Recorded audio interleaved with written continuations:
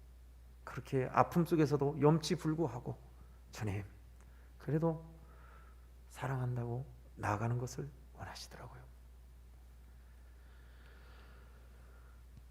아사셀 양으로 살기에는 우리가 탐욕이 많고 여전히 나에게 해를 가하면 그대로 갚아줘야 그게 세상 사는 법이고, 여기서 끝내기보다는 내가 이겨야 끝나는 것이 우리의 모습이고, 예수님이 모든 것보다 중요한 것보다는 예수님보다 좋은 것이 훨씬 많게 살아가는 것이 우리의 모습일 수도 있습니다. 그러나 여러분, 우리의 믿음의 사람들의 일들은 여기에서 그대로 수용하고 그대로 자포자기해서는 안 됩니다. 저와 여러분이요, 싸우셔야 돼요. 이 싸움을 쉬어서는 안 돼요. 아사셀 양으로, 보냄받은 양으로 때로는 양보하고 우리 가정에 내 자신의 악행과 습관을 여기서 끊어버리리라 다짐하고, 또 기도의 자리, 헌신의 자리, 믿음의 자리를 내 후세에게, 내 아들, 딸들에게 물려주리라 다짐하는 사람, 그렇게 하려고 하는 사람, 예수님이 우리의 죄악을 해결하신 분이신 것을, 그리고 주님으로 우리는 만족해야 되는 것을 적어도 소망하며 그렇게 되려고 하는 사람, 그랬으면 좋겠습니다. 말씀을 전해서 그렇게 되십시오라고 말하기가 힘든 게, 제가 또 이렇게 호언장담 해놓고 못 살까봐. 그러나 저는 노력은 할 겁니다. 성도 여러분, 우리 함께 하시지요.